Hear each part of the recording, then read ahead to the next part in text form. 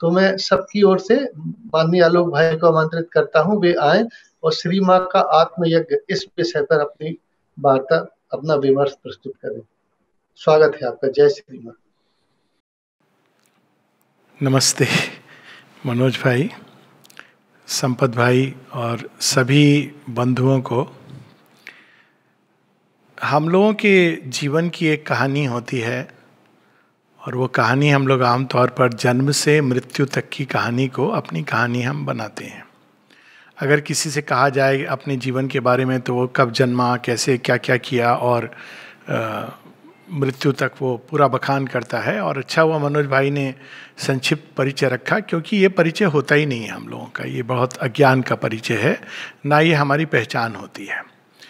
इस जन्म से मृत्यु के बीच जो एक कथा है, उसके पीछे एक और कथा होती है, और वो कथा होती है हमारे माता पिता की। यहाँ मैं पार्थिव जन्म की बात करता हूँ कि हमारे माता पिता, उन्होंने कुछ संकल्प के द्वारा कंसीव होता है बच्चा, उसके बाद वो बाहर आता है। एक लंबे समय तक बच्चे को पता भी नहीं होता कि वो क्या हो रहा है उसके अंदर, कैसे कैसे क्या हो रहा है, और फिर जन्म लेता है। उसमें भी एक लंबी अवस्था होती है जिसमें उसको बिल्कुल संज्ञान नहीं होता कि वो संसार में क्यों है।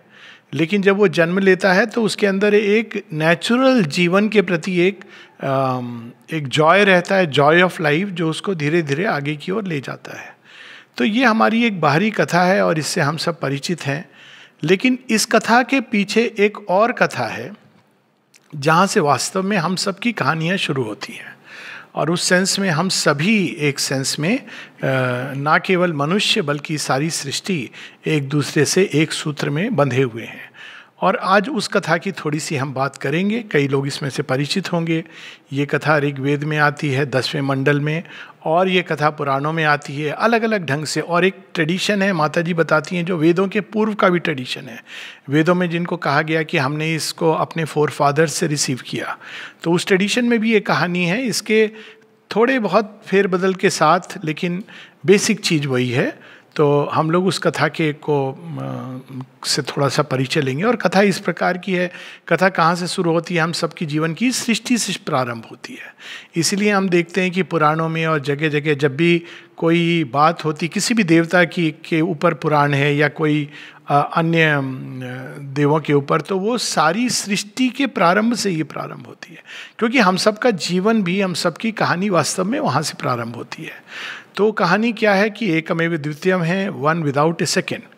अब ये मुझे बहुत अद्भुत लगता है कि जब ये भी कहा जा सकता था कि वन, लेकिन जिन्होंने वन विदाउट ए सेकेंड कहा तो उसमें ऐसा लगता है कि मानो सेकेंड कहीं छिपा हुआ है, द्वितीयम, लेकिन उसको प्रकट नहीं किया गया है। ऐसा ये एक भाव है, ये नहीं कि शब्दों के अर्थ से ये निकल रहा है।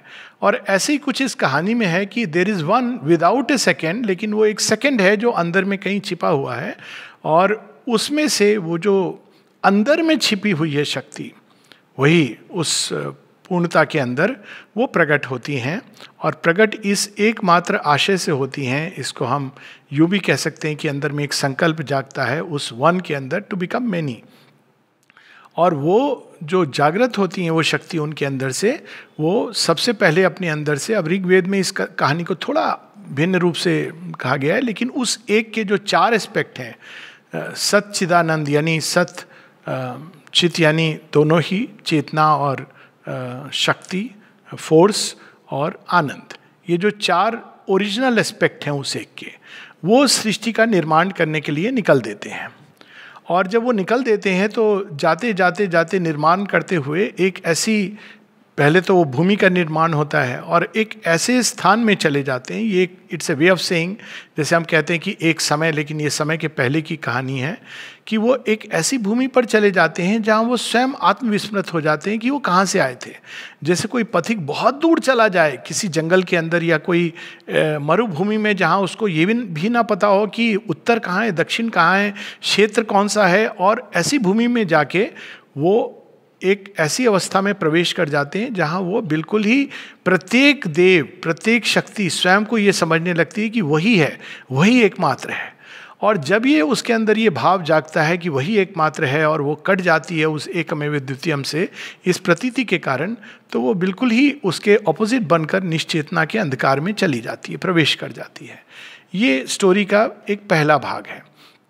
लेकिन अब जब वो उस निश्चेतना में चली जाती है तो उसके अंदर एक पुकार उठती है, और स्वाभाविक है इस पुकार के फलस्वरूप, परिणाम स्वरूप जगन माता, अक्सर लोग माँ से ये क्वेश्चन करते थे कि क्या माँ हमारी प्रार्थनाएं आप तक पहुँचती हैं। तो यहाँ ये कहानी में हमें पहली चीज़ जो 2 बातें जो प्रारंभ में समझ आती है। पहली चीज़ ये कि जब भी हम स्वयं को ये समझते हैं कि हम सृष्टिकर्ता से अलग हैं, मानो हमारी कोई ऐसी पहचान है जो सृष्टिकर्ता से जुड़ी नहीं है, तो हम वास्तव में सीधा निश्चेतना की ओर जा रहे हैं। और हमारी वास्तविक पहचान हमें प्राप्त करने के लिए हमें वापस उससे जोड़ना होगा जिससे हम विलग हुए हैं। पहली चीज़ इस कहानी में स्पष्ट होती है। और दूसरी चीज़ ये कि हमारी निश्चेतना में भी, महाअंधकार में भी, श्री अरविंद जो बताते हैं बड़ी सुंदर ढंग से उस हु कविता में, it is he in the sun who is ageless and deathless and into the midnight his shadow is thrown, when darkness was dense and covered with darkness he was seated within it immense and alone.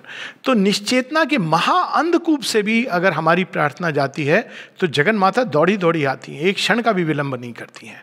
तो ऐसे ही कुछ होता है कि ये इन चारों देवों की जो प्रार्थना है, जो अब देव नहीं रहे, उसके ऑपोजिट में सत असत बन गया है, और जो आनंद है वो पीड़ा कष्ट बन गया है, जो प्रकाश है वो मृत्यु, और जो शक्ति है वो स्वयं को फोर्स है वो बलहीन, चेतना अचेत हो गई है। और उस अवस्था से जब पुकार जाती है तो जगन माता दौड़ करके आती हैं और वो पूरी तरह अपने आप को उत्सर्ग करके इस अंधकार में डाल देती हैं। और जैसे ही वो स्वयं को अंधकार में डालती हैं तो मेटीरियल नेचर वहाँ से जन्म लेती है। इस मेटीरियल नेचर का जो प्रकटन होता है बिल्कुल जड़ तत्व, यानी उसके अंदर ऐसे ही प्रतीत होता है कि ये चारों हैं। जड़ तत्व के अंदर आनंद नहीं है, जड़ तत्व के अंदर चेतनता नहीं है, ऐसा लगता है कि अचेत है, वो अपने आप में किसी भी रूप में सचेत नहीं है। जड़ तत्व के अंदर ऑब्स्क्योरिटी लगती है, अपने आप में वो सक्षम नहीं लगता, बलहीन लगता है, शक्तिहीन लगता है।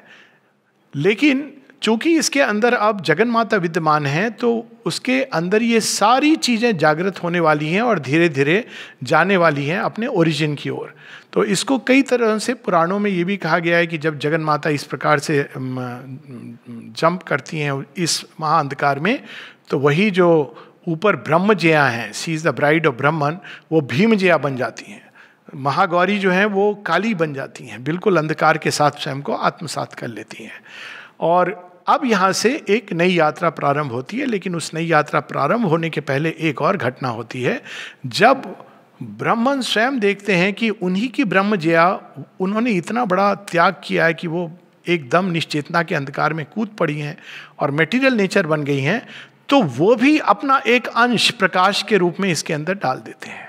वो हमारा धीरे धीरे हमारे अंदर जो आत्म तत्व है, जो चेतन तत्व है, और वहाँ से फिर एक रिवर्सल प्रारंभ होता है, एक रिटर्न जर्नी शुरू होती है। लेकिन इस रिटर्न जर्नी में जो पहले देवता जो निकलते हैं वही फिर लीड करते हैं। इस रिटर्न जर्नी की भी एक कहानी है, और वो कहानी इस प्रकार है कि जब ब्रह्मन देखते हैं कि मेरी शक्ति तो चली गई है वहाँ पर और उनके बिना तो मैं निष्क्रिय हो गया हूँ, तो वो देवताओं को जागृत करते हैं और उनसे कहते हैं कि उनको ढूंढ के लाओ, ब्रह्मजिया को ढूंढ कर लाओ। तो सबसे पहले वासनेस के जो देवता हैं वरुण, वो अपनी दृष्टि डालते हैं और वो कहते हैं कि वो तो एकदम निश्चेतना के अंधकार में चली गई हैं, तो वहाँ से उनको कौन लाएगा।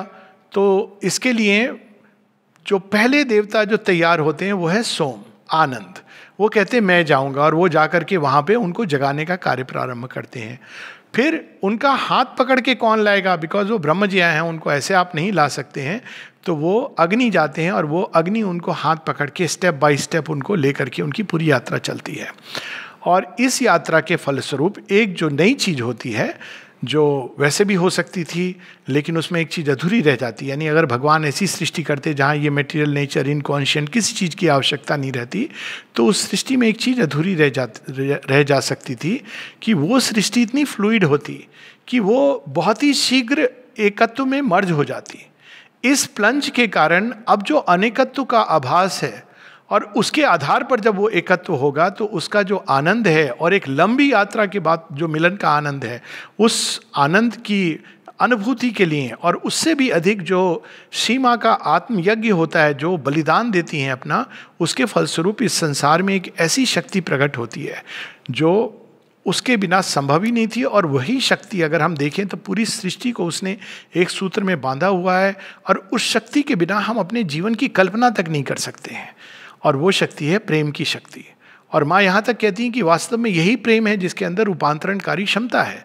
तो इस आत्म बलिदान के द्वारा इस संसार में एक नई शक्ति प्रकट होती है जो मैनिफेस्ट अनमैनिफेस्ट के परे है। वो कहाँ छिपी थी किसी को नहीं मालूम है। वो चारों देवता तो प्रकट हो जाते हैं, लेकिन ये शक्ति बिल्कुल भगवान के उस परम ब्रह्म के एकदम अंतस्तंभ कोर से निकलती है पुकार सुन के, और उसका नाम है लव। और वो इस संसार में धीरे धीरे धीरे हर चीज को ऊपर की ओर ले जा रही है।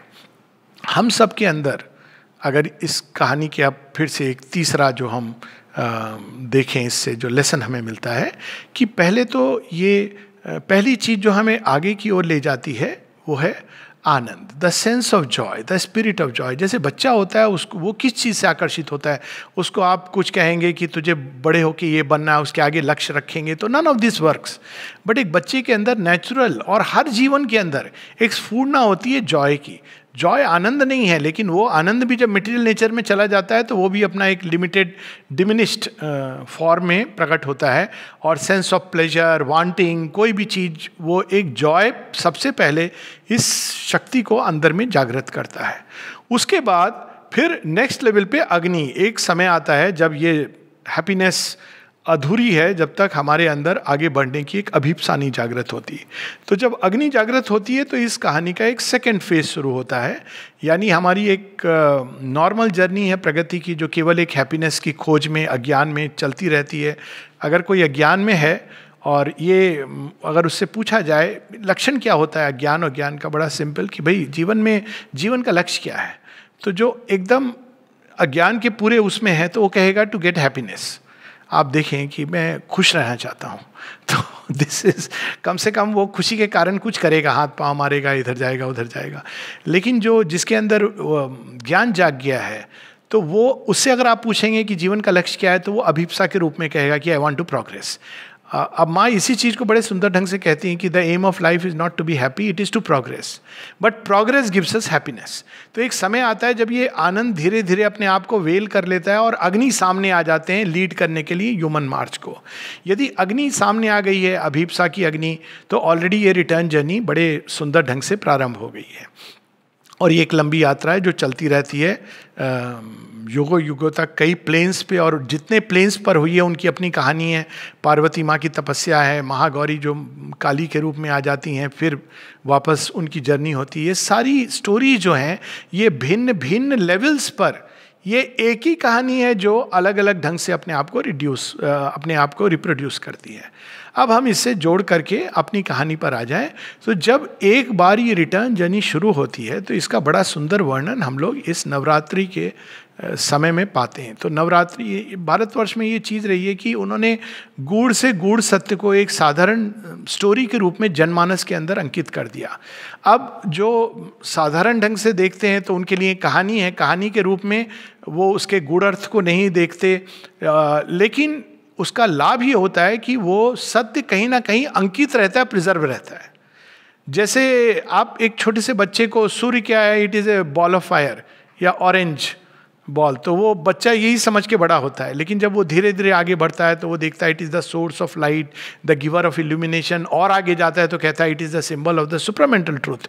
तो उसी प्रकार से जब कहानी केवल एक कहानी के रूप में रहती है तो भी वो एक कार्य करती है, और वो कार्य क्या करती है, वो मनुष्य की स्मृति के अंदर एक गूढ़ सत्य को अंकित कर देती है।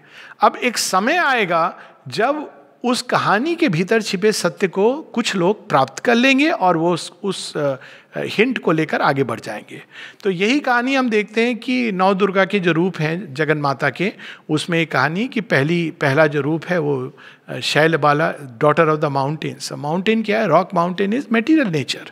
अब मटेरियल नेचर से प्रारंभ हुई ये यात्रा भीम जया, जिसकी हम बात कर रहे थे कि माँ अपने आत्मयज्ञ के द्वारा मटेरियल नेचर बन जाती हैं, लेकिन है वो वही डिवाइन एनर्जी। अगर हम जाएं तो देखेंगे कि जड़ तत्व के अंदर भी एक ट्रेमेंडस एनर्जी छिपी हुई है, जिसको वैज्ञानिक ढूंढ रहे हैं, उन्होंने कुछ हद तक पाया है, और ऐसी एनर्जी है कि वो चाहे तो पूरे वर्ल्ड को ब्लो अप कर सकती है। इवन जिसको हम ब्लैक होल कहते हैं, उसके अंदर ऐसी ऊर्जा होती है कि वो चाहे तो पूरे ब्रह्मांड को निगल सकती है अपने अंदर। तो ये जो मटेरियल एनर्जी है, जब वो रिलीज होनी प्रारंभ होती है तो उसका जो फर्स्ट फॉर्म होता है वो Shailbala. It is the divine born in matter, divine power born in matter.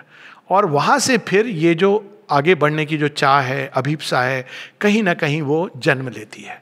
ये पूरा एक योग की यात्रा है, और प्रत्येक लेवल पर हम देखते हैं कि ये जो एसेंट है, ये सारे हमारे, अगर हम कुंडलिनी से इसको कनेक्ट करें तो वो बिल्कुल मूलाधार में it is the Shailbala, the daughter of the mountains. And then next level पे क्या होता है, वो ब्रह्मचारिणी बन जाती हैं। ब्रह्मचारिणी क्या है? ब्रह्मचारिणी अब वो धीरे धीरे एकनिष्ठ होती जा रही हैं। हम देखते हैं कि माता पार्वती की कहानी में जब नारद जी उनको बताते हैं कि शिव जी ऐसे हैं वैसे हैं, उनको तपस्या करनी पड़ती है, तो क्या करती है, अपने सब बाकी वस्त्रों को त्याग कर मृगचर्म पहनने लगती हैं और बाकी सुख सुविधा त्याग करके वो एकनिष्ठ होने लगती हैं। तो ब्रह्मचर्य क्या है? ब्रह्मचर्य एक ऐसी अवस्था है जिसमें हम धीरे धीरे हमारी सारी चेतना उस एक के ऊपर कंसंट्रेट होने लगती है जहां हमको जाना है। माता जी इसको बड़े सिंपल ढंग से बताती हैं, क्योंकि माँ तो प्रैक्टिकल बच्चों को, अब हमने ब्रह्मचर्य शब्द से ना जाने कितने प्रकार के मीनिंग निकाल लिए हैं, जिसमें एक मीनिंग है celibate. Celibacy is one side of ब्रह्मचर्य, बट ब्रह्मचर्य अपने आप में एक बहुत कठिन अवस्था है जिसमें हमारा मन, हमारे विचार, हमारे संकल्प, हमारी भावनाएं, हमारी विल, हमारी इवन डिजायर्स, हमारी इम्पल्सेस, शरीर की एक एक गति धीरे धीरे उस एक की ओर जाने लगे। और माता जी इसको प्रैक्टिकल सेंस में एक शब्द यूज करती हैं, वो कहती हैं सिंसेरिटी। और ये सिंसेरिटी धीरे धीरे हमको खोलने लगती है भगवान के प्रति। We become transparent towards the divine.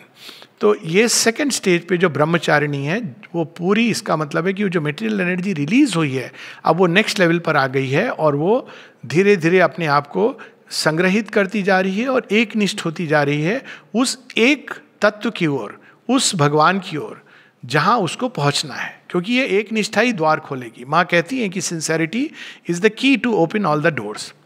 Next level पे अगर हम देखते हैं तो अब ये जो शक्ति संग्रहित एक होती जा रही है, ये सब कुछ संग्रह करके एक कुष्मांडा, लाइक एन एग, एक, और ब्रह्मांड का जन्म भी इसी प्रकार से हुआ है। लेकिन इसको, वही कहानी हम सबके जीवन में रिपीट होती है। तो हम इसको अपने अगर व्यक्तिगत जीवन से देखें तो वो ऊर्जा धीरे धीरे एक एनर्जी का एक फॉर्मेशन ले लेती है, जिसके अंदर एक प्रचंड रूप से तप चल रहा है। ये तप कोई बाहर से दिखने वाला तप नहीं है। आपने कौन से वस्त्र पहने, आप कौन सा खाना खाते हैं, वेजिटेरियन है, नॉन वेजिटेरियन है, कहाँ जाते हैं, किस तीर्थ यात्रा गए हैं, कौन सी किताब आपने पढ़ी है, नहीं पढ़ी है, ये सब चीज़ें बिल्कुल इरेलेवेंट हो जाती हैं। जो रेलेवेंट चीज़ होती है वह जो श्री रामकृष्ण परमहंस की एक बड़ी सुंदर कहानी में आती है कि किसी ने उनसे पूछा कि मैं भगवान को पाना चाहता हूँ, तो उन्होंने कुछ जवाब नहीं दिया। अगले दिन आया, उसने कहा कि मैंने ये सारी किताबें पढ़ ली हैं जितनी भी होली बुक्स थी, अब आप मुझे भगवान पे जाने का रास्ता बताइए। मुस्कुरा दिए कि किताबें पढ़ ली हैं लेकिन तुझे मिले तो है नहीं। फिर तीसरे दिन आया, फिर उसने कहा मेरे ये एक्सपीरियंस हो रहे हैं लेकिन मुझे भगवान का रास्ता बताइए। रामकृष्ण परमहंस जी अपने यूजुअल वे में एक दिन वो कहते हैं चल मेरे साथ गंगा स्नान करने, तो चला जाता है गंगा स्नान करने। कहता है पता नहीं कौन सी कोई ऐसी गुप्त विद्या होगी जो गंगा जी में बैठ करके हमको इनिशिएशन मिलता है। ले जाते हैं और जैसे ही वो स्नान करने दोनों उतरते हैं तो कहते हैं डुबकी लगा, और डुबकी लगाता है और हाथ उसके सिर पे रख के कहते प्रिवेंट कर, बाहर नहीं आ पा रहा है। बड़ी मुश्किल से वो बाहर आता है, और जब बाहर आता है तो छटपटा रहा है, और उससे श्री रामकृष्ण परमहंस कहते हैं क्या मांग रहा था? कहते थोड़ी सी हवा। तो कहते हैं कि फिर तुझे भगवान कहाँ से मिलेंगे? जिस दिन उस अवस्था में तू कहेगा कि मुझे भगवान चाहिए, उस दिन मिलेंगे। अब इस देखिए जीवन में कई बार जीवन में ऐसी अवस्थाएं आती हैं जब हम पूरी तरह ऐसा लगता है कि इम्प्रिजन्ड हो गए हैं, कहीं से कोई रास्ता नहीं मिल रहा। वास्तव में वो अवस्था इसलिए आती है ताकि हम उस चीज को मांग सकें जो हमें वास्तव में हमारे लिए कल्याणकारी है। तो ये जो अवस्था होती है जब पूरी चेतना संग्रहित होकर केवल माँ माँ माँ माँ, I want the mother, I want the mother, इस अवस्था में जो आती है, अब तब क्या होता है नेक्स्ट लेवल पे हम देखते हैं स्कंद माता। स्कंद कौन है? Kartikeya, he is the divine warrior, वो देव सेनापति, he is the leader of the human march. अब leader of the human march psychic being के वो प्रतीक हैं वर्ल्ड के लेवल पर, लेकिन एज एन इंडिविजुअल तब हमारे अंदर से इस पुकार के कारण, इस तप के कारण अचानक हमारे अंदर से हमारा ही सत्य जो चैत्य के रूप में विद्यमान है, जो और कुछ नहीं, जगन माता का वो प्रेम का वो अंश है, सबसे शुद्ध अंश है जो उन्होंने सृष्टि में उड़ेला था, वो चैत्य सत्ता के रूप में प्रकट होता है। So this is the birth of Kartikeya within us, जिसमें कुछ पुरुष का भी तत्व है। Kartikeya as we know is the child of Shiva and Shakti, Shiva and Parvati. सो जो चैत्य सत्ता है वो बड़ी अद्भुत है। वैसे वो जगन माता ने ही फॉर्म किया है, क्योंकि जितने भी चीज़ें फॉर्म होती हैं वो जगन माता ही फॉर्म होती हैं, लेकिन उसके अंदर एक लाइट है जो पुरुष तत्व से भी आती है। इसीलिए अगर आप, कई लोग ये पूछते भी हैं कि साइकिक बीइंग मैस्कुलाइन है या फेमिनाइन है। अब अगर आप इसको चैत्य सत्ता, चैत्य पुरुष, ये भी कहा गया, पुरुष है, लेकिन माता जी इसको कहती हैं, but since she knows the toil of mind and body and life, as a mother knows and shares her children's lives, she puts forth a small portion of herself, a being no bigger than the thumb of man. और श्री अरविंद ने इसको feminine gender के रूप में use किया है। जब psychic being की बात करते हैं तो श्री अरविंद यही कहते हैं कि the psyche must put off her veil and step into common nature's crowded rooms. तो ये चैत्य सत्ता जो है, जिनके अंदर ये दोनों के समावेश से प्रकट हुई है, ये अब आगे की यात्रा को लीड करती है नेक्स्ट लेवल पर। अब जब हम नव दुर्गा से कनेक्ट करें चूंकि इस कहानी को, तो हम देखते हैं कात्यायनी। कात्यायनी कौन है? वो युद्ध करती हैं। अब चैत्य सत्ता प्रकट हो गई, उसके बाद हमारा क्या काम है? हम वापस चले जाएं अपने घर की, अब चल खुसरो घर आपने, अब रहना भाई विदेश, ये तो कोई मतलब नहीं हुआ। ये तो पूरी कहानी फिर एब्सर्ड हो गई कि हम मोक्ष के लिए जा रहे हैं। तो मोक्ष के लिए अगर जाना था, सीमा एक जगह कहती है, श्री अरविंद भी कहते हैं, if the divine wanted only nirvana there would have been nothing but nirvana. फिर ये सारा जो मटेरियल नेचर, उसके अंदर ये पूरी यात्रा, कष्ट, पीड़ा, उसके बाद से बड़ी कठिनाई से हमारा परिचय होता है अपने ही सत्य से। तो परिचय होने के बाद वो क्या कहेगा? भूल गए, रास्ता भटक गया, वापस चले जाओ, नहीं।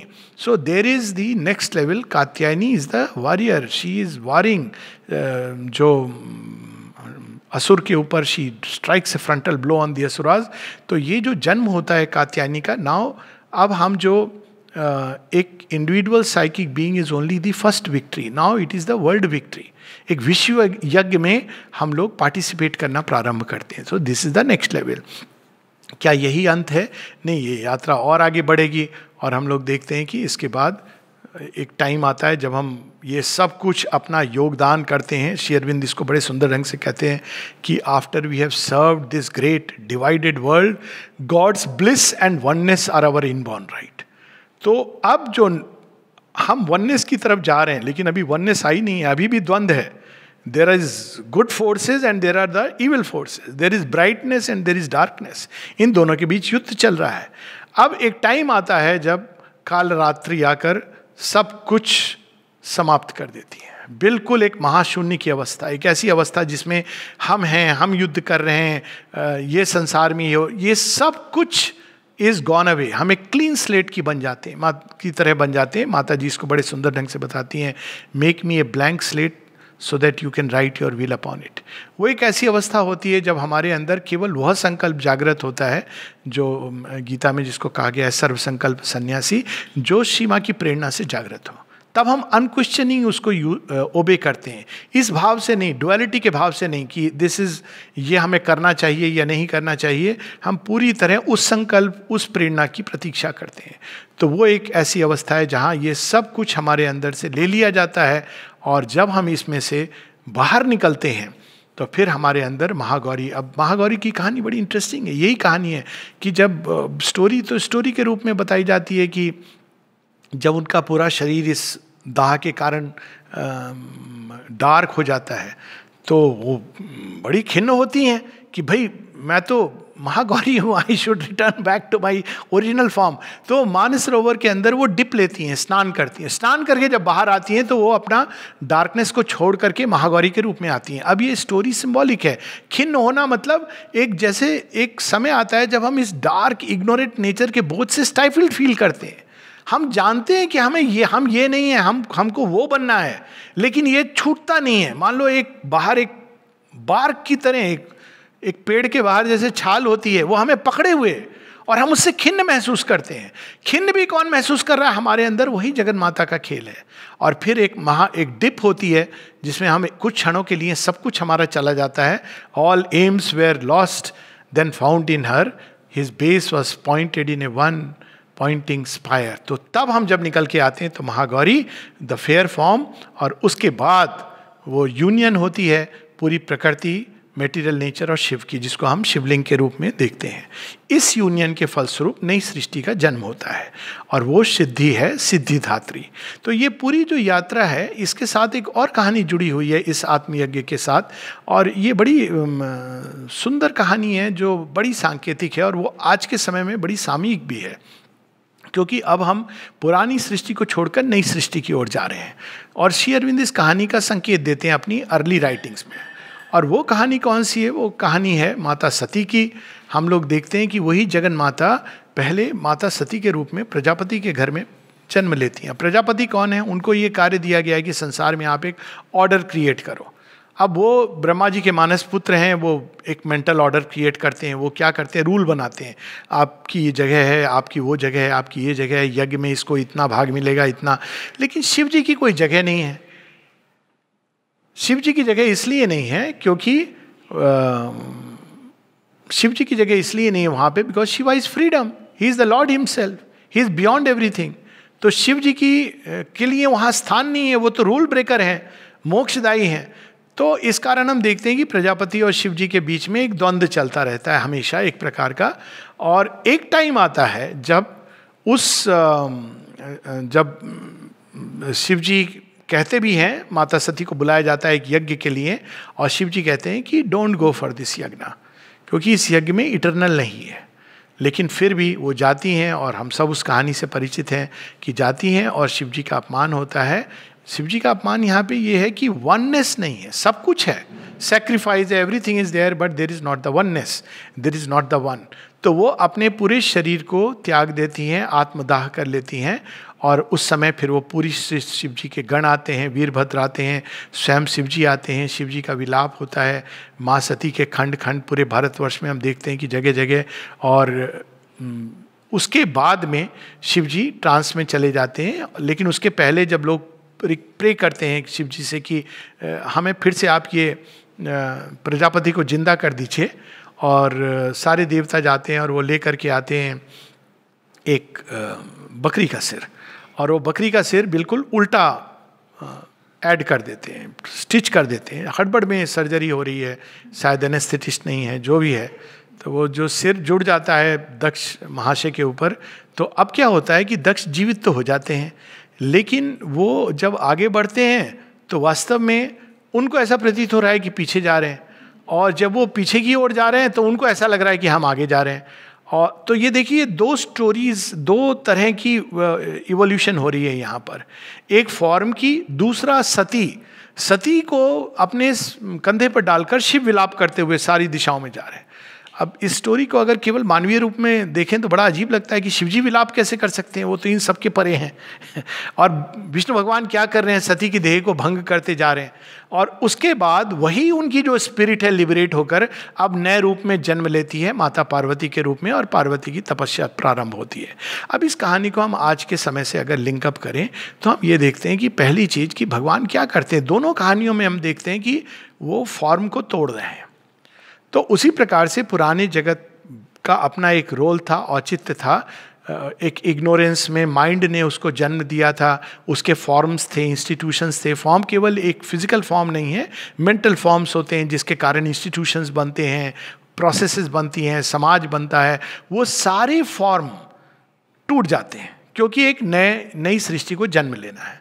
अब अगर कुछ लोग हैं जो दक्ष की सिर की तरह प्रार्थना करते कि नहीं हमको पुराने फॉर्म्स को रिवाइव करना है, तो जब फॉर्म को रिवाइव करते हैं, जैसे कई लोग करते हैं कि नहीं हमको अब वापस अपनी सनातन संस्कृति को जागृत करना है, तो फिर से शनिवार का व्रत प्रारंभ कर दो, फिर से हम लोग रविवार को वहाँ पर ये पूजा करेंगे, ये वाला व्रत उपवास करेंगे, तो हम क्या करें, हम उस फॉर्म को पकड़ने की चेष्टा कर रहे हैं। जब हम ऐसा करते हैं तो हम वो प्रयास कर रहे हैं जो प्रयास विफल होना ही है। क्यों? उस प्रयास में अब हमारा सिर पीछे की ओर घूम गया है। और जब हम देखें कि समाज वास्तव में आगे बढ़ रहा है एक नई इंपल्शन के रूप में, तो हम ये कहेंगे कि अरे ये तो पीछे जा रहे हैं। लोग कहते हैं कि सतयुग आ गया 29 फरवरी 1956 के बाद, लेकिन हम तो महाकल युग देख रहे हैं। आजकल के बच्चे तो अपने पिता को ही कह देते हैं कि आप गलत हो पापा, मम्मी से कह देते कि मम्मी तुम झूठ बोल रही हो। ऐसे हम तो नहीं करते थे। तो हम क्या करते थे, हम तो सिगरेट को छिपा करके पीते थे। हमारे माता पिता को पता भी नहीं चलता था कि लोग सिगरेट पी रहे हैं, तो हम उस हिपोक्रेसी को सच कहते थे। लेकिन अब ये सत्य का युग है, तो हिपोक्रेसी का जमाना नहीं है। आजकल के बच्चे जो भी करते हैं, कम से कम उनके अंदर एक ट्रांसपेरेंसी आ रही है। यही वो पहला रूप है। आप देखिए, जब बच्चा होता है वो कोई भी चीज़ करता है वो पूर्ण लगन के साथ करता है। उसके अंदर ये नहीं होती कि मैं आधा करूं, मैं ये भी करूं। वो जो करता है, वो खेल रहा है तो खेल रहा है, वो जब रो रहा है तो पूरे दिल से रो रहा है, वो जब खुश है तो पूरा खुश है। लेकिन धीरे धीरे मन के कारण हमारे अंदर ये विभक्तियाँ, ये चीज़ यहाँ एक चीज़ सामने रखो, ये चीज़ छिपाओ, ये सारी मेंटालिटी आ जाती है। वो सारी चीज़ें टूट रही हैं। अब हम अगर उसको वापस जोड़ने की चेष्टा करेंगे तो हम वही भूल करेंगे जो हमारे पुरानी कथा में हजारों वर्ष पूर्व बता दी गई है कि ये सारे सृष्टि के जब चेंज ओवर होते हैं तो हमको ये समझना है कि हम फॉर्म को नहीं जागृत कर सकते हैं।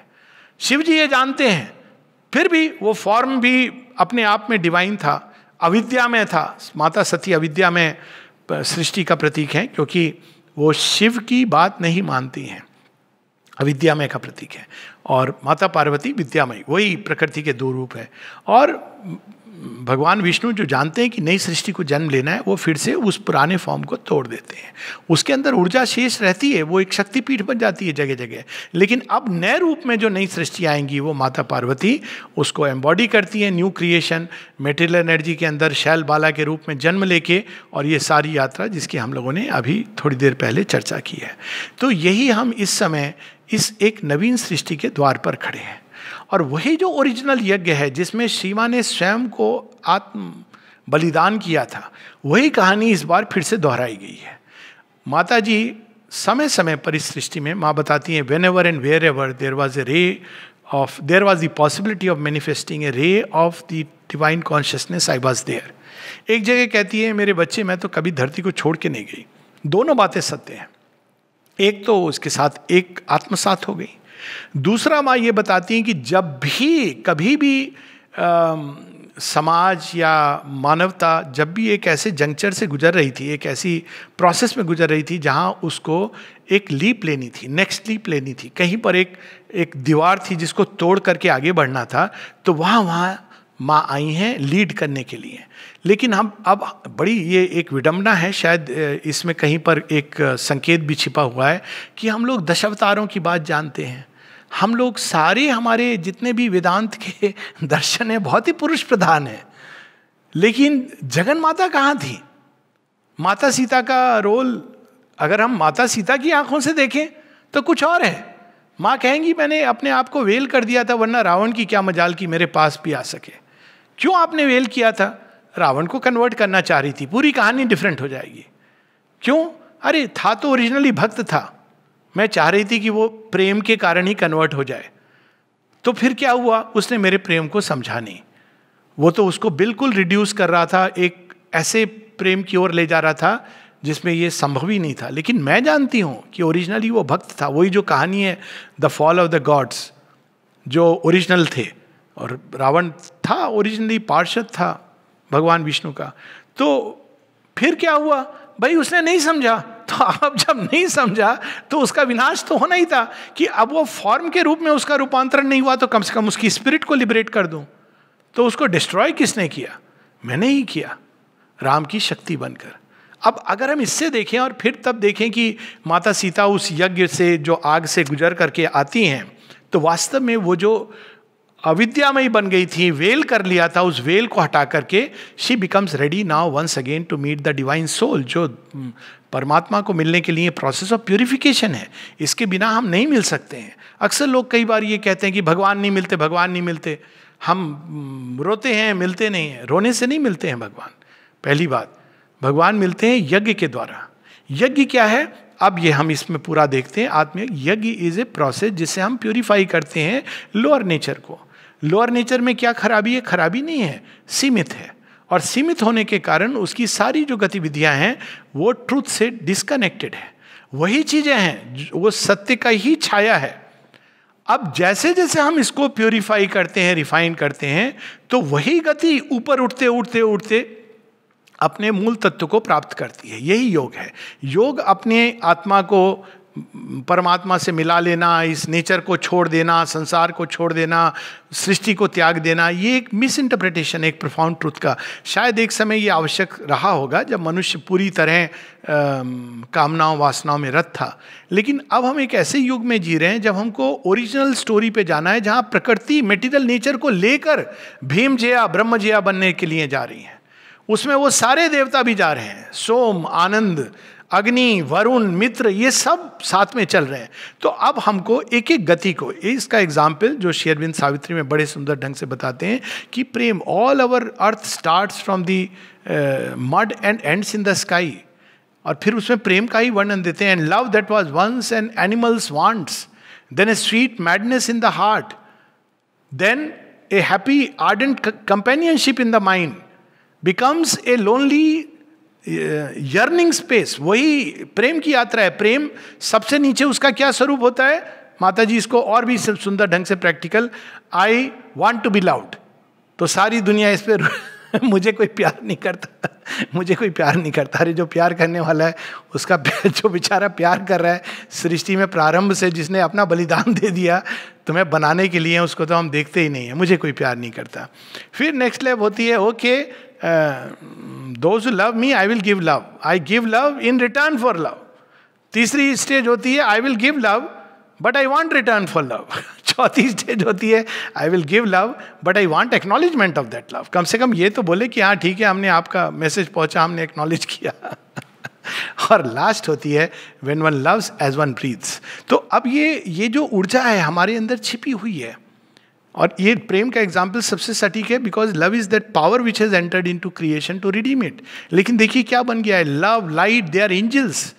शांति, शांति किसको लोग कहते हैं? जब मृत्यु हो जाती है तो शव को कहते हैं यात्रा में शांत हो गए। ये कोई शांति है? ये तो मतलब पत्थर जैसी शांति है। शिव की तरह शांति हो कि युद्ध क्षेत्र में शांति हो, तो हम ये सारे शांति एक डिवाइन का एट्रीब्यूट है, परम शिव का रूप है। और उसको हम कब प्राप्त करते हैं? हमारे अनुसार जब हम मृत्यु को प्राप्त होते हैं। लेकिन वास्तव में ये शांति हमें युद्ध क्षेत्र में प्राप्त करनी चाहिए। It is a divine attribute. उसी प्रकार से ज्ञान, हम लोग सारी वो प्रार्थनाएं करते हैं, या देवी सर्वभूतेषु।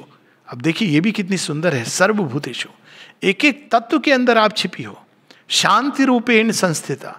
पर हम जब इंटरैक्ट करते हैं सारे तत्वों के साथ तो हम शांति रूपेण नहीं देखते हैं।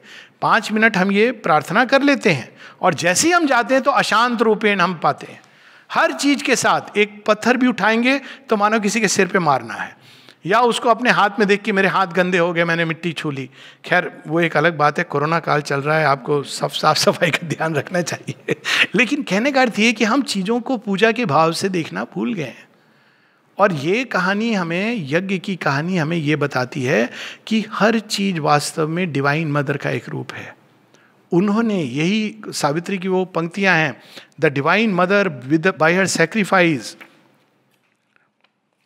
यहां पर ये लाइन है, पेज 99 पर है, Savitri, our life is a holocaust of the supreme. The great world mother by her sacrifice has made her soul the body of her state. Accepting sorrow and unconsciousness, divinity is lapsed from its own splendor's wove, the many patterned ground of all we are. An idol of self is our mortality.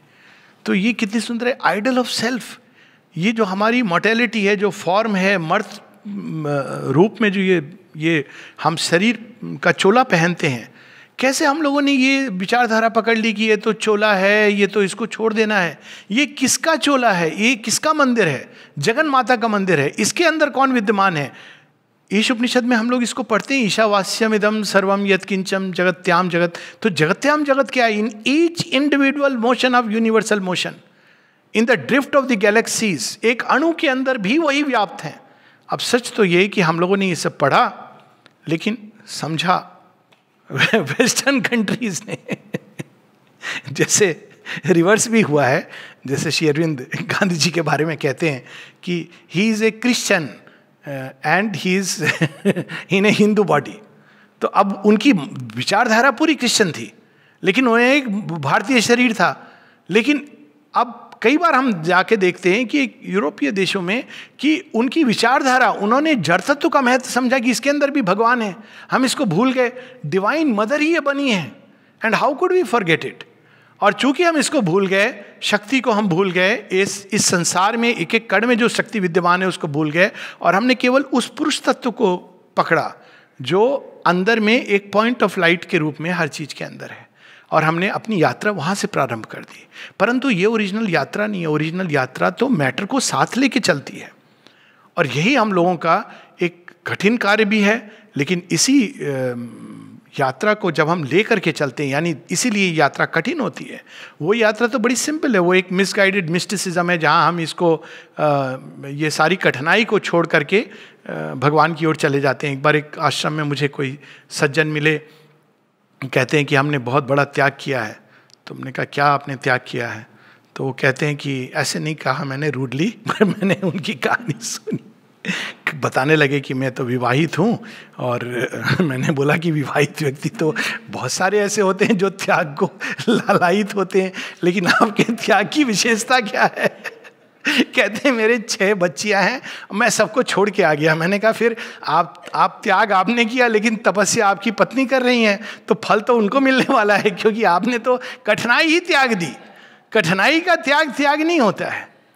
त्याग तो वो है कि हम अपने देवत्व का त्याग। ओरिजिनल क्या है ये story? Godhead by the lapse of divinity, देवत्व का त्याग करके वो मैटर को जगा रही हैं। सारे देवता आते हैं मैटर को जगाने के लिए, यात्रा करने के लिए। तो हमें भी उसी पेशेंस के साथ, और इस यात्रा में सबसे बड़ी अद्भुत बात क्या है कि डिवाइन मदर हमारे साथ है। जब डिवाइन मदर साथ में है, देखिए कोई भी आप यात्रा में जा रहे हैं, अगर आपको पता चले कि ये पिकनिक है या एक लंबी तीर्थ यात्रा है लेकिन केवल मेन है, तो आप प्लीज़ ज्वाइन मत करिए, क्योंकि फेमिनाइन नहीं है। आपको खाने पीने की बड़ी कठिनाई होगी। आप जहाँ जाएंगे तो बस बटुआ निकालो, पैसे दो। लेकिन एक फेमिनाइन जब इस यात्रा में चलती हैं तो आप देखेंगे कि वो सारा सामान लेकर के चलती हैं। आपको चाहे कितनी भी तकलीफ हो रही हो उस समय, लेकिन बाद में आप ही को आनंद आता है। तो जब डिवाइन मदर साथ में चलती हैं तो वो केवल हमारी स्पिरिचुअल जर्नी के लिए साथ नहीं है, मेटीरियल जर्नी भी साथ में है। तो मेटीरियल की भी देखभाल करना, शरीर के लिए भी क्या क्या जरूरी है। इसीलिए इस योग में केवल अपने ध्यान करना और अपने अंदर चले जाना, this is not this yoga.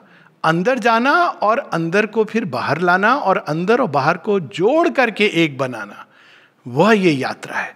जैसे जैसे हम अंदर में हायर प्लेन्स की ओर जाते हैं, जैसे जैसे प्योरिफिकेशन होता है। सैक्रिफाइस क्या है? ये ओरिजिनल सैक्रिफाइस है जिससे ये संसार बना है, यज्ञ के द्वारा, और इस यज्ञ के द्वारा ही ये पूर्ण होता है। अब अगर डिवाइन मदर कर्ण कर्ण में है और उनको वापस लाना है, तो आप उनकी बॉडी के एक पार्ट को लेके नहीं आ सकते हैं। वो तो पुराना क्रिएशन है, जहाँ सती माता के शरीर को छिन्न भिन्न करके जगह जगह डाला हुआ है। आपको उसको एक बनाना है। एक तभी होता है जैसे जब हम पार्वती की तरह एकनिष्ठ होकर तपस्या करते हैं, और पूरी सृष्टि, श्री अरविंद इसकी बात कहते हैं। तो पहले अब ये एकत्व का जो मार्ग है कैसे होता है, पहले हम एक इंडिविजुअल कॉन्शियसनेस में रहते हैं जो बड़ी लिमिटेड कॉन्शियसनेस है, ये अज्ञान की कॉन्शियसनेस है। अब इसी पूरी कहानी को हम प्रैक्टिकल रूप में देखें। फिर दूसरा, हम उसकी ट्रुथ में बर्थ लेते हैं, जो स्कंद माता हमारे अंदर साइकिक बीइंग को प्राप्त करते हैं। अब हम उस अज्ञान की भूमि पर नहीं खड़े हैं जहाँ हमारी पहचान ये है कि हम यहाँ से जन्मे, वहाँ गए, हमारा सरनेम ये है, हमारे साथ फलां फलां डिग्री लिखी हुई हैं, इत्यादि इत्यादि। लोग इसकी भी आजकल डिग्री लिखते हैं कि हमने भगवान को प्राप्त किया। अरे ये कोई डिग्री होती है? लेकिन उसको भी अपने फलां स्वामी जी 108 बार स्वामी जी, जो भी हो। अच्छा मतलब मैं किसी के, देखिए बिजनेस है तो वो अलग बात है, लेकिन अदरवाइज जो मूल चीज़ है वो ये है कि हम अपनी इंडिविजुअल कॉन्शियसनेस के अंदर, सबसे पहले ये यात्रा का पहला पड़ाव है। जब रिकवरी शुरू होती है, जब हमारे अंदर वो ऊर्जा जो मैटर में कंप्लीटली सबमर्ज थी, प्रारंभ होता है उस एक की ओर। और दूसरा पड़ाव है जब हम जगन माता के जो सारे पीसेस जो यहाँ वहाँ सारी सृष्टि में बिखरे पड़े हैं, उनको एकत्र करते हैं अपने अंदर और धारण करते हैं। और वो सेकेंड जो स्टेज है वो है कॉस्मिक कॉन्शियसनेस। माता जी इसकी बात करती हैं कि नॉस्टिक बीइंग बनने के पहले पहला स्टेप है जब हम ट्रू इंडिविजुअल बनते हैं, लेकिन उसके और नॉस्टिक बीइंग जो सुपरामेंटल क्रिएशन है उसके बीच में एक अवस्था होती है जिसको हम कहते हैं वर्ल्ड पर्सनालिटी। इसकी पूरी विस्तार से माँ आई थिंक वॉल्यूम 8 में है शायद, वर्ल्ड पर्सनालिटी गूगल सर्च करने से मिल जाएगा। पूरे लक्षण बताती है माँ कि वर्ल्ड पर्सनालिटी कैसी होती है, किस तरह से उसके अंदर भाव उठते हैं, कॉस्मिक सेंटिमेंट होता है। उसके लिए किसी स्वार्थ के लिए एक्ट करना असंभव है कॉस्मिक कॉन्शियसनेस में। आप लिटरली गीता में जो लिखा है सर्वभूत हिते रता, आप किसी व्यक्तिगत स्वार्थ के लिए नहीं चल सकते हैं। That is the beginning of supermanhood. जब हम इस विश्व चेतना में प्रवेश करते हैं और सारे जो पीसेस एकत्रित, सारे जो इधर उधर जितना एक व्यक्ति के लिए ये काम दिया गया है, उन सबको अपनी चेतना में संग्रहित करते हैं, एकत्रित करते हैं, और तब हम उसको भी यज्ञ स्वरूप, उस पर भी रुकना नहीं है, तब वो चीर करके ट्रांसेंडेंट। और ट्रांसेंडेंट में जाने का मतलब है अब जो नई चीज प्रकट होनी है वो चीज प्रकट होगी, जो न्यू कॉन्शियसनेस है, जो सुपरामेंटल ट्रुथ कॉन्शियसनेस है। और वो अब सारा वो महागंगा का स्नान है जब पूरी ओल्ड कॉन्शियसनेस जो बाहर हमारे शरीर से, मन से, प्राण से चिपकी हुई है, उसको हम छोड़ेंगे और महागौरी की तरह अपने ट्रू ओरिजिनल डिवाइन फॉर्म, जो हम सबका एक ब्लूप्रिंट ओरिजिन में है, उस स्वरूप में हम प्रकट होंगे। Truly a child, A true child of the divine mother. तो ये हमारी यात्रा है।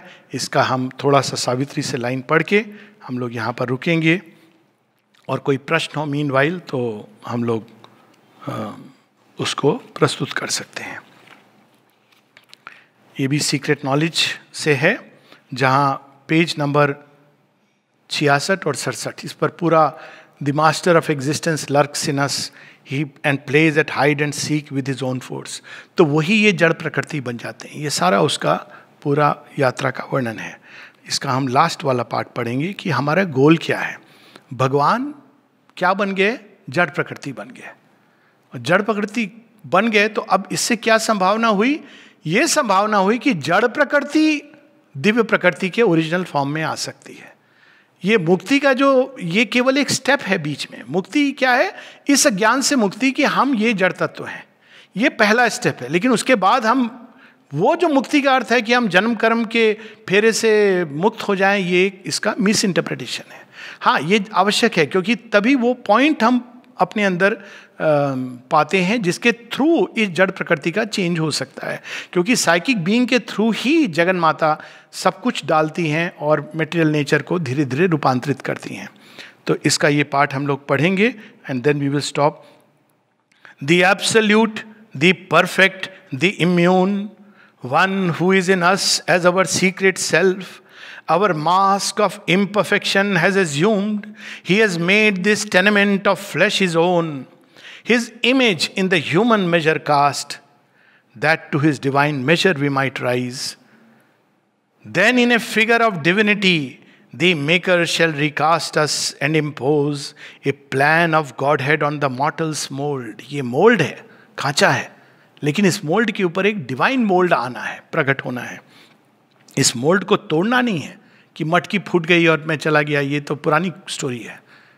इसलिए श्री कृष्ण मटकी तोड़ते हैं तो वो गेम नहीं खत्म होता है, उसको फिर जाना पड़ता है मटकी भरने के लिए।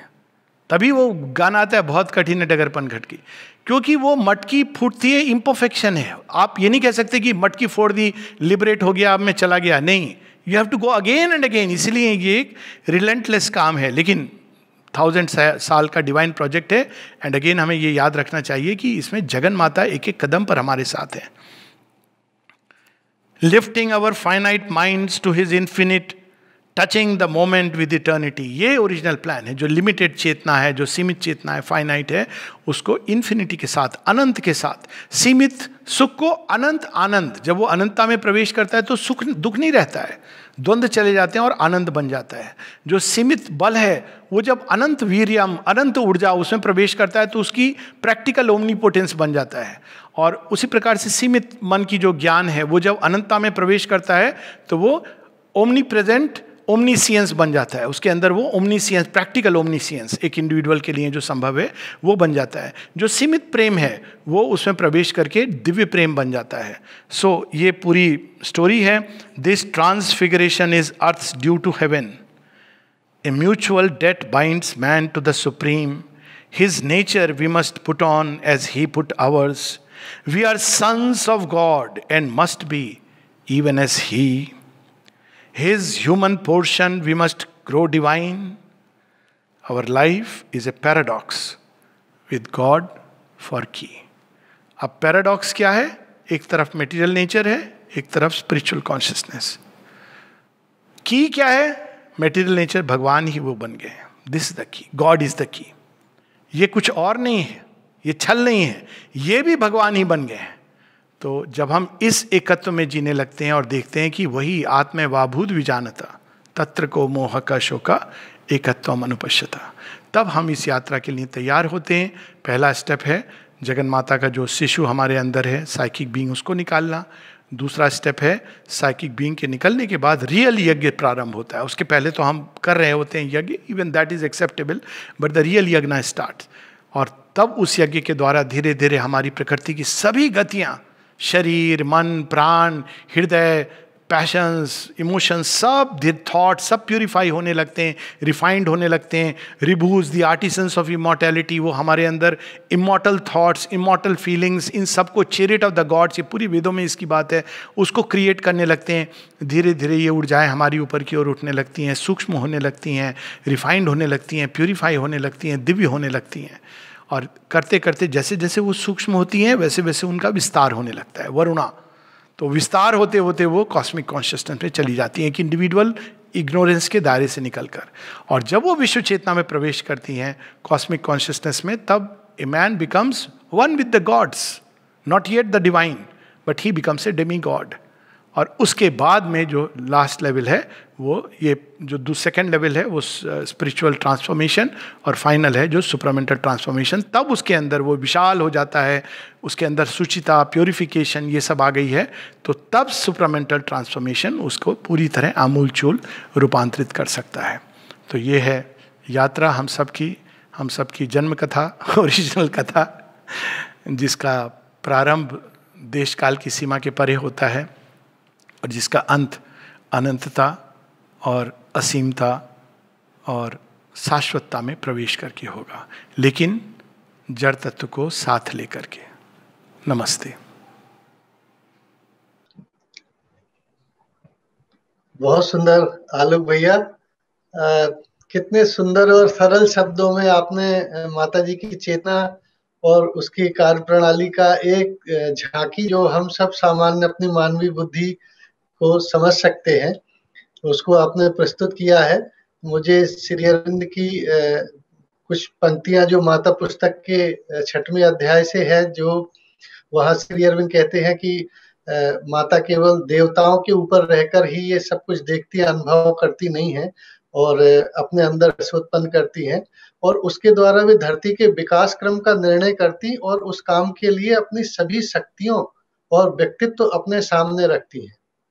और फिर श्री अरविंद कहते हैं कि वे अपनी अंश विभूतियों को निचले लोकों में मध्यस्थता, शासन, युद्ध और विजय करने के लिए, उनके काल चक्र को बदलने और रास्ता दिखाने के लिए, और उनकी शक्तियों को व्यक्तिगत और समष्टिगत मार्ग दिखाने के लिए भेजती हैं। और वहां श्री अरविंद बिल्कुल स्पष्ट लिखते हैं, मनुष्यों ने युग युगांतरों से दिव्य रूप और दिव्य व्यक्तित्व के रूप में इन अंश विभूतियों की भिन्न भिन्न नामों से माता की पूजा की है, जिसकी आपने बहुत ही सुंदर यहाँ पर व्याख्या की है। शैलपुत्री से लेकर और सिद्धरात्रि तक जो आपने 9 माता के पूरे स्वरूप हमारे सामने रखे हैं एक चेतना के आलोक में। अब हमारे पास थोड़ा सा समय है तो मैं कुछ प्रश्न यहाँ पर जो आए हैं, हमारे पास 3-4 प्रश्न लेने का समय है, तो मैं निवेदन करूंगा आपसे कि जो सीमित समय हमारे पास है, इसमें एक प्रश्न आया है ख्याति बत्रा जी का, और उनका ये पूछना है कि आध्यात्मिक यात्रा की इस कथा में क्या हम वर्तमान रोग या अपराधों की जो एक बाढ़ सी आ गई प्रतीत होती है, जिसका आपने अभी अभी हल्का सा जिक्र किया था, तो विनाश की जगह क्या हम नव सृष्टि के न्यू क्रिएशन के एक कदम के रूप में इस बात को समझ सकते हैं? अच्छा, ठीक है, मैं इस प्रश्न को ले लूं। जिसको हम बाढ़ कह रहे हैं, वास्तव में वो उसको कई प्रकार से लोगों ने देखा है। एक तरीका ये है कि एक घर में आप कल्पना कीजिए कि बहुत समय से धूल गंदगी जमी हुई है और अपनी अपनी जगह जमी हुई है। शायद आपने इस कुछ घरों में, मैंने तो देखा है कि हॉस्टल में भी ये होता था, और कई लोग देखते हैं कि घर में टेबल के ऊपर, कुर्सी के ऊपर धूल है और उससे आप इतने अभ्यस्त हो गए हैं कि उसको देखते तक नहीं है। घर कमरे के अंदर किताबें कहीं पड़ी हुई हैं, सब अर्थ अस्त व्यस्त है, लेकिन उसमें हम उस डिसऑर्डर को हम ऑर्डर समझते हैं, और आकर के कोई उसको डिस्टर्ब करे तो हम कहते हैं प्लीज डोंट डिस्टर्ब, क्योंकि हम उसके अभ्यस्त हो गए हैं। तो जिसको हम कहते हैं कि ईविल पेन, मैं तो जब देखता हूँ 100 वर्ष पूर्व का जो हमारा इतिहास देखता हूँ, जहाँ गिलोटिन थे, जहाँ सिविलाइज्ड नेशंस फांसी पर चढ़ा रहे थे लोगों को, इतने खुलेआम सामूहिक फांसी दी जा रही थी, जहाँ 2000 वर्ष पूर्व तो उन्होंने सूली पर ही लटका दिया देवपुत्र को, और उसके बाद भी यहाँ पर भी जो बहू का, जो नारी का जो अपमान होता था, घर की चौखट के बाहर नहीं जा सकती है, हिपोक्रेसी थी, ये सारी चीज़ें कौन सा अपराध नहीं था? केवल वो अपराध जो करता था वो बिल्कुल उससे, क्योंकि आरटीआई नहीं थी, क्योंकि कोई जर्नलिज्म नहीं थी, कुछ पता नहीं चलता था। मैं तो एक गांव में बड़ा हुआ हूं और मैं जानता हूं ऐसी चीज़ें होती थी जिनके बारे में कोई चर्चा तक नहीं करता था, क्योंकि चर्चा करना भी मतलब आप स्वयं को एक्सपोज कर रहे हैं टू डेंजर। लेकिन अब हम एक ऐसे युग में जी रहे हैं, ये सत्य का युग है, जो कुछ पर्दे के अंदर छिपा है वो बाहर आ रहा है। आप देखिए, किसी भी जगह देखिए, जो कुछ छिपा है। अमेरिका सबसे कहा जाता था कुछ समय पहले the most powerful nation, dream destination America, America का प्रेसिडेंट इंपीच हो सकता है। ये अब हो रहा है कि कहीं पर भी आप कुछ नहीं छिपा हुआ है, तो वो सब जो मैल जिसके हम अभ्यस्त हो गए थे कि भाई जीवन है ऐसे ही चलेगा, ये तो कुर्सी है, ये तो गंदी रहेगी, इसको टच मत करो, इसको अगर साफ करोगे तो कुछ दिन मैं कहाँ बैठूंगा। आप जगन बाता वहाँ आके कह रही हैं तुम जहाँ बैठो कमरे के बाहर जाओ, मैं इसको क्लीन कर रही हूँ। जब क्लीनिंग चल रही है और हम उसके अंदर आते हैं तो वो दम घुटता है। ये एक तो घर का ये लेसन है रोज। अगर 10 दिन से घर साफ ना किया हो और गृहिणी जब जाती हैं और उसको साफ करती हैं तो कैसी उसमें से दुर्गंध ये सब उठती है। तो वो प्रोसेस भी चल रही है, लेकिन केवल ये नहीं चल रही है। मेरी समस्या ये है कि केवल हम उसको क्यों देख रहे हैं, हम ये क्यों नहीं देख रहे हैं कि इसके साथ में ऐसे भी बच्चे आ रहे हैं जो एक एक्सरे विजन की तरह वो मिथ्यात्व को नहीं स्वीकार करते हैं। यहाँ मिथ्यात्व का उनका चाहे सीमित समझ है, लेकिन कम से कम दे आर ऑनेस्ट। वो ये नहीं, अब एक होता था एयरफोर्स में लोग ज्वाइन कर रहे हैं तो उनसे किसी ने पूछा कि भाई क्यों आप जाना चाह रहे हैं, तो मिथ्यात्व क्या होता था, हम देश की सेवा करना चाह रहे हैं। और ये साइकोलॉजिकल टेस्ट होता था। और सच क्या होता था, I want some name and fame. धन नहीं मिलेगा आपको, लेकिन आपको एक ग्लोरी है कि भाई हम एयरफोर्स में जा रहे हैं। उसको हम लोग साइकोलॉजी में कहते थे टिक, यस। और कोई कहता था मैं देश सेवा के लिए, तो हम लोग 10 और क्वेश्चन करते थे कि ये सच में देश सेवा के लिए जा रहा है। तो अब ये पुराने समय में हम इस तरह की एक बहुत अच्छी अच्छी बातें करते थे, लेकिन जीवन में उसको जरा सा भी नहीं उतारते थे। दुर्गा पूजा होती थी, अभी भी शायद होती है, पंडाल के बगल में महिषासुर के 10 पंडाल लगे होते थे। सारे महिषासुर को खुश करने के समान, चाहे वो आपका वो नृत्य गान हो रहा हो बॉलीवुड के गानों के साथ में, म्यूजिक के साथ में, या गोलगप्पे की पार्टी हो रही हो, कपड़े देखे जा रहे हो कि वो देखो उसने कैसे कपड़े पहने, चर्चा हो रही हो, ईर्ष्या हो रही हो, ये सारी चीजें मैं तो बचपन में मुझे भयावह लगता था ये दृश्य कि माँ दुर्गा के सामने कि ये चर्चाएं हो रही, ये दिखाई जा रहा है। लेकिन जब मूर्ति के सामने तो आंख बंद करे खड़े हो जाते हैं, बड़ी भव्य मूर्ति है। ये सब चला गया, यही दिस इज ओल्ड क्रिएशन। अब तो माँ दुर्गा कह रही है मैं पंडाल में नहीं हूं, मैं तो अब घर घर में आ गई हूं। कहाँ है महिषासुर, निकल। और एक एक महिषासुर निकल रहा है हमारे अंदर, उसका हनन हो रहा है।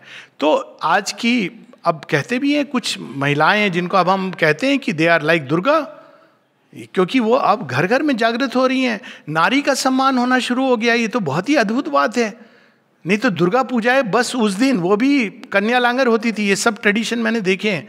8 बच्चियां आके खाना पीना खा के उनको जो कुछ दे करके चली जाती थी। बाद में कन्याओं का यही होता था, तू आगे नहीं पढ़ेगी, क्यों, तू लड़की है।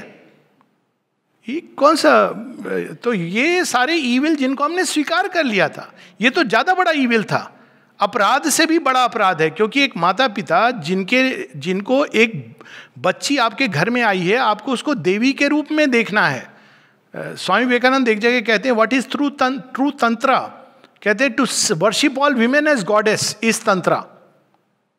लेकिन हम क्या करते थे, पूजा करते थे, लेकिन जब लड़की आ गई, ओहो लड़की आ गई, पराया धन है ये, और इसको हम अपराध नहीं मानते थे, ये हमारी नेचुरल थी। अपराध किसको मानते थे, चोरी हो गई। अब तो ये सारी चीजें बाहर आ रही हैं। तो वास्तव में देखा जाए तो एक मैसिव स्केल पर इनकॉन्शियंट की सफाई हो रही है, फोर्सेस जो डिस्ट्रॉय कर रही हैं ओल्ड वर्ल्ड को। और माता जी बताती हैं कि ऐसे समय पे, युग संधि के काल में, इमेंस डिस्ट्रक्टिव फोर्सेस भी एक्टिव है और कंस्ट्रक्टिव फोर्सेस भी। तो कुछ लोग करेंगे ये काम, जो इन चीजों के पीछे, और उनको निकालना, तोड़ना, जो भी इसका पूरा एक खांचा बन रहा है। लेकिन हम लोगों का काम क्या है, जो मां श्री अरविंद से जुड़े नव सृष्टि की ओर, हमें वो तैयारी करनी, क्योंकि इसके बारे में किसी को अंदाजा नहीं है। इसीलिए मां आश्रम के एक संबंध में कहती हैं, और वो हम सब के ऊपर लागू होता है, कि we are not here to do what others do, we are here to do what others can not do because they do not know that it can be done. तो अगर हम इसको टूटना फूटना चलेगा, ये चीजें निकलेंगी, लेकिन वापस कहीं हम वही पुरानी सृष्टि को स्थापित ना कर दें, तो हमको एक नवीन चेतना और नई सृष्टि की स्थापना करनी है। उस ओर अगर हम ध्यान दें तो हमको बहुत सारी चीजें दिखेंगी। समय की सीमा है, इस पर मैंने कई जगह इस पर टॉक भी दी है, जो बिल्कुल नवीन है, अति नवीन, ऐसी नवीन की हजारों वर्ष पूर्व भी जो नहीं थी। और ये एक अद्भुत बात है, और वो कदम दिख रहा है नई सृष्टि की ओर। समय की सीमा के कारण इसको मैं ख्याति आपको उत्तर मिल गया होगा मुझे लगता है, और विस्तार से मैं ईमेल पर कर दूंगा। हाँ, ख्याति बत्रा जी का ये प्रश्न था, मुझे लगता है उनको संतोष हुआ होगा। हमारे साथ भैया श्रद्धा मोहंती जी हैं, वो स्वयं प्रश्न कर सकती हैं, वो ऑन कर लें स्पीकर और वीडियो। हाँ, और प्रश्न कर सकती हैं। श्रद्धा मोहंती जी हमारे साथ हैं, उनका प्रश्न आया था। हाँ श्रद्धा जी, प्रणाम सर। हाँ, आपसे मेरी बातें होती हैं ईमेल हाँ, पर, बिटिया, आप जानते होंगे मुझे। हाँ बिटिया, जानता हूँ तुम्हें। बताओ, हाँ क्या प्रश्न है तुम्हारा? जी नमस्कार। जी, मैं ये जानना चाहती थी कि ये जो न्यू क्रिएशन में इसमें सबसे बेस्ट कंट्रीब्यूशन जो हम कर सकते हैं वो क्या हो सकता है? बहुत सुंदर प्रश्न है। जो हम हर काम के साथ, जैसे मैं टीचिंग करती हूँ, मैं स्कूल में पढ़ाने के लिए क्या कर सकती हूँ, और हम सारे लोग क्या कर सकते हैं? बहुत सुंदर काम है, प्रश्न है कि हम इस नई सृष्टि के लिए बेस्ट कंट्रीब्यूशन क्या कर सकते हैं। तो यहाँ इंटरेस्टिंग बात यह है कि यहाँ बेस्ट इंडिविजुअल का बेस्ट है, और यहाँ बेस्ट एक रिलेटिव बेस्ट नहीं है कंपैरिजन में कि दूसरे लोग क्या कर रहे हैं और हम क्या कर रहे हैं, ये इंपॉर्टेंट नहीं है। लेकिन हमारा जो बेस्ट है, तो सबसे पहले तो हमारा जो लोएस्ट है, वर्स्ट है, उसको हमको बेस्ट के रूप में रूपांतरित करना है। पहली चीज तो यही है कि नहीं तो हम क्या कंट्रीब्यूट करेंगे, हम शिक्षा करेंगे, हम माँ को ऑफर करेंगे और करेंगे, लेकिन हमारी सारी धारणाएं शिक्षा की, ये सारी चीजें तो पुरानी हैं। तो हम ऑफर करके अपनी चेतना में तो विकसित होंगे, लेकिन एक्चुअल एक्शन में जो बात होगी वो वही पुराना जगत होगा।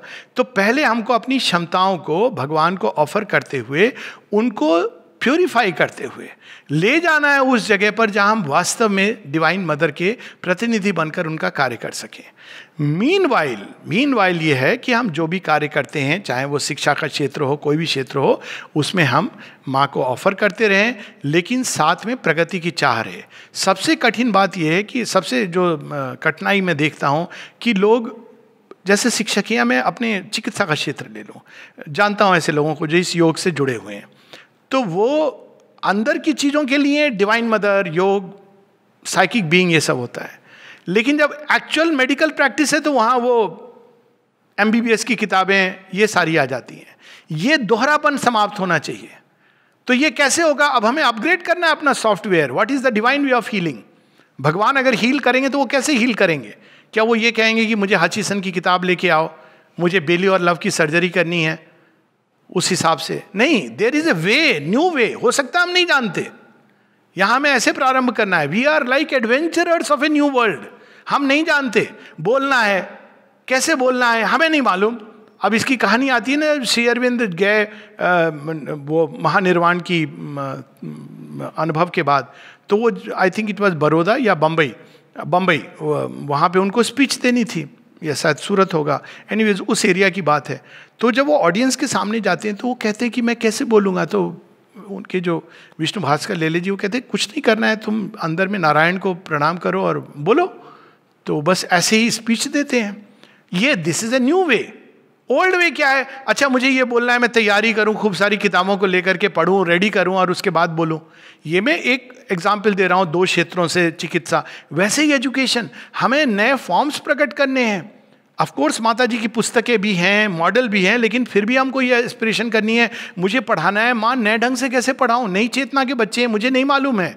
जब इस विनम्रता के भाव से हम भगवान की ओर मुड़ते हैं तो वो हमारे अंदर नई विधाएं, नई संभावनाएं और नई क्षमताएं पैदा करेंगी, उसी कार्य को करने के लिए जो हम पुराने तरीके से करते थे।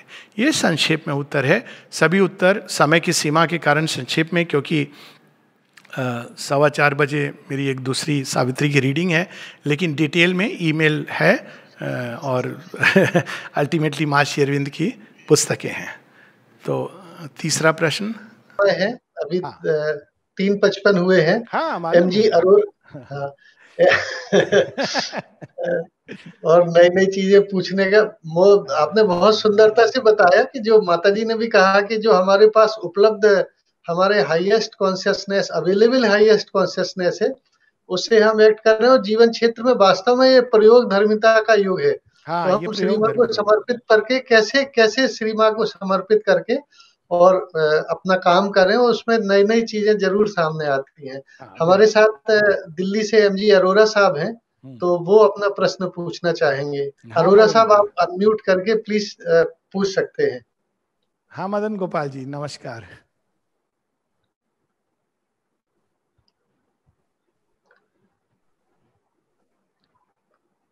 अरोड़ा साहब का ये प्रश्न है, शायद उनको कनेक्ट करने में दिक्कत आ रही है, पर प्रश्न उनका था, how to reconcile different versions available in various Puranas. Very good. How to reconcile different versions available in various Puranas, very true.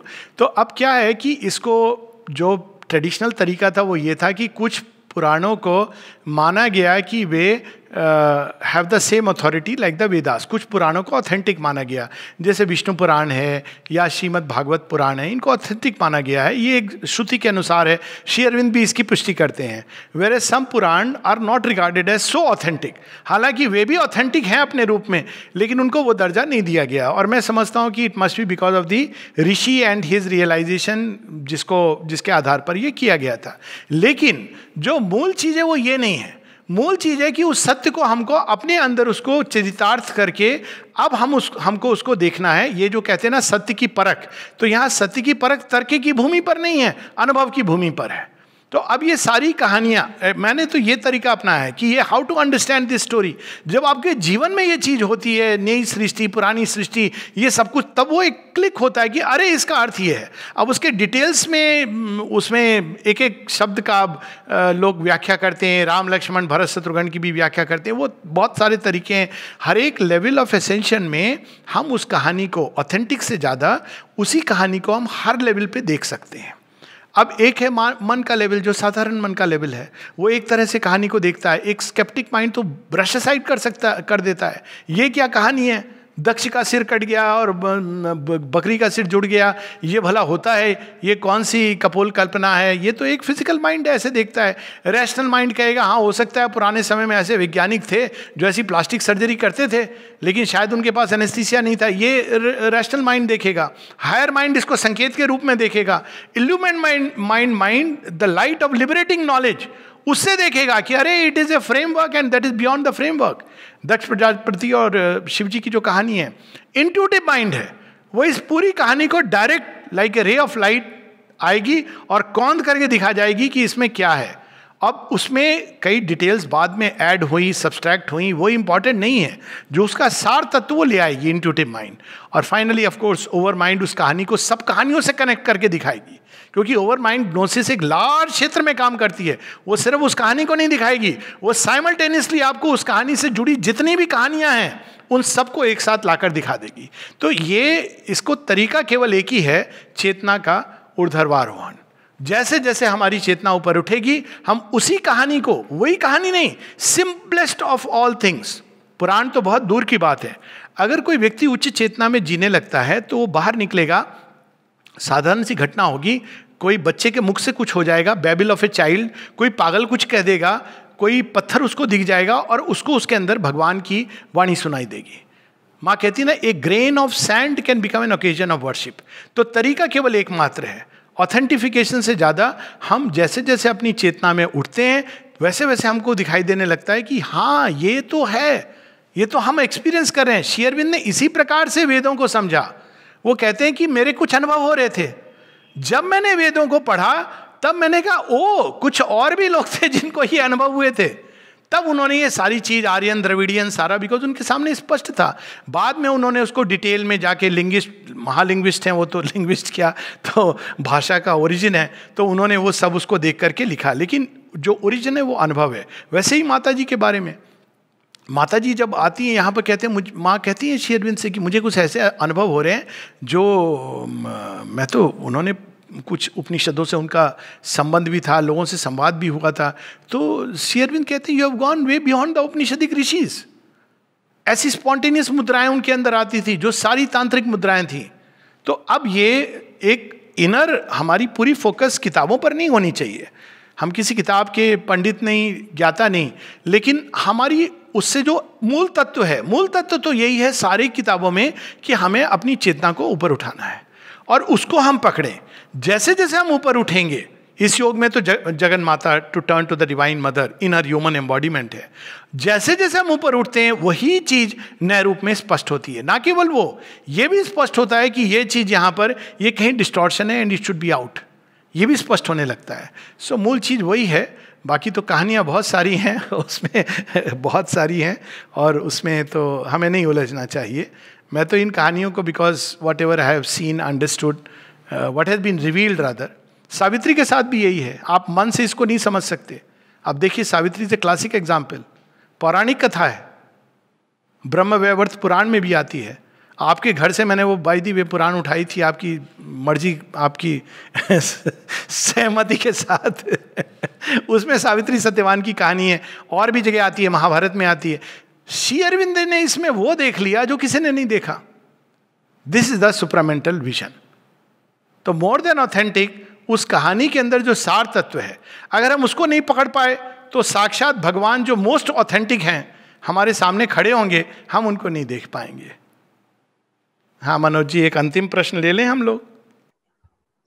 जी भैया,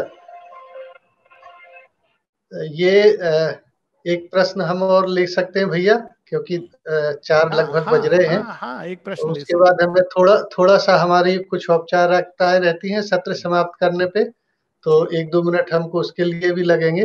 तो इसमें मैंने बाकी आपका जो ईमेल है वो सारा का सारा भेज दिया है। बस मिस्टर सौरभ चैटर्जी हमारे साथ आसनसोल से हैं। तो सौरभ जी, आप अपना प्रश्न पूछ लीजिए और आलोक भैया उसका उत्तर देंगे, फिर हम लोग समापन करेंगे। Saurabh ji, are you there? Yes, Manoj da. Yes, please. Hello, am I audible? Yes, I am audible. Please, you are audible, please. Yeah, at my workplace, I am surrounded with various kinds of negativity. Actually, I work as an auditor at a hospital, so you know. Yes, very much. Yeah. So I wanted to ask, how can I protect myself from these kind of negativity and also make sure I don't carry them back home? So these are two questions, और वो उसको हम थोड़ा व्यापक कर देते हैं, केवल हॉस्पिटल नहीं लेकिन सारे संसार में नेगेटिविटी है, वर्क प्लेस में है, सब जगह है, कहाँ नहीं है, और हम उसमें उलझ सकते हैं. It is possible that we get completely tied down to it. लेकिन इसका तरीका ये है कि एट द सेम टाइम, जबकि संसार में जगह जगह नेगेटिविटी है, एक पॉजिटिविटी का एक रे ऑफ लाइट भी है. और वो व्यक्तियों में हमको नहीं ढूंढना चाहिए, वो हमारे अंदर है, वो सारे संसार में कहीं कहीं वो छिपा हुआ है. कहीं वो ज़्यादा प्रकट है, कहीं ज़्यादा धसा हुआ है, जैसे आपने बताया कि ऑडिटर के सेटअप में, हॉस्पिटल में, सब जगह. लेकिन उसके अंदर एक प्रकाश का कण भी है. अब हमें क्या करना है? We have to find and hold on to that little drop of light. और उसको हम तब तक होल्ड नहीं कर सकते जब तक हम उस सारी नेगेटिविटी को इग्नोर नहीं करते. The first step is completely become indifferent to everything else. कौन क्या कर रहा है, क्या करना चाहता है, क्या गॉसिप हो रही है, किस विषय में कर रहे हैं, किस लालच में धसे हुए हैं, क्या झूठ बोल रहे हैं, कंप्लीटली. लेकिन उसको इग्नोर करके कोई और चीज हमको पकड़नी है, और वो है to hold on to that little ray of light. That ray of light, of course ideally जब हम चैत्य को पा लेते हैं तो बहुत बड़ा एक रे ऑफ लाइट नहीं है, फ्लेम ऑफ लाइट है. लेकिन that ray of light can be a word from the mother and Shri Aurobindo. एक किताब का एक पैसेज हो सकता है, एक मंत्र हो सकता है, कोई भी चीज हो सकती है. केवल माँ के नाम का जप, माँ माँ माँ माँ माँ. Hold on to that and let it hold us. Hold on till it holds us. और फिर वो पॉइंट ऑफ लाइट हमारा विस्तार करता जाता है और पूरे ब्रह्मांड में फैल जाता है. श्री अरविंद इसको बताते हैं, जब सावित्री में वर्णन करते हैं साइकिक बीइंग का, तो वो कहते हैं ए फैथमलेस पॉइंट, जो पूरा कॉस्मोस है अपने आप में, तो वही वो पॉइंट है जो हमको खोलेगा पॉजिटिविटी की ओर. और जैसे ही वो खोलेगा तो वो प्रकाश फिर एक, पहले प्रारंभ में कठिनाई होती है, बाद में अब हम बन जाते हैं वो बीकन ऑफ लाइट जिसको लोग होल्ड ऑन करते हैं कि भाई सारे यहाँ नेगेटिविटी है, लेकिन चलो इनके रूम में चल के थोड़ी देर हम बैठ जाएं, सांस लेंगे तो हमें जान में जान आएगी. तो we have to become that radiant points of light. We have to become that light. So जो भी प्रकाश का एक कण हो, it can be a picture of the mother. कुछ लोग अपने टेबल पे रखते हैं, सामने रखते हैं, तो it could be a picture of the mother. It could be anything जो ब्लेसिंग पैकेट, जो हमें ध्यान दिलाता है, उसका संकेत के रूप में, या रियल उसमें जो कांटेक्ट है, पॉइंट है हमारा उस परम पॉजिटिव के साथ. और फिर उसको पकड़ करके हमको उसको बार बार स्मरण करना है, जीवन में लाना है. जब भी हमको लगता है कि हम सराउंडेड हैं, माँ माँ माँ, you are with me, mother I am with you, इस भाव से जब हम जीवन जीते हैं तो धीरे धीरे एक पीरियड होगा जब कठिनाई होती, स्ट्रगल, लेकिन एक टाइम के बाद suddenly we open into a tremendous vastness and we become one with the blaze of God. तो ये संक्षेप में मनोज भैया, धन्यवाद. और बाकी ईमेल है, please feel free to contact over the email. बहुत सारे मेल्स के कारण कभी कभी समय लग जाता है, but usually within a week I will definitely reply. धन्यवाद.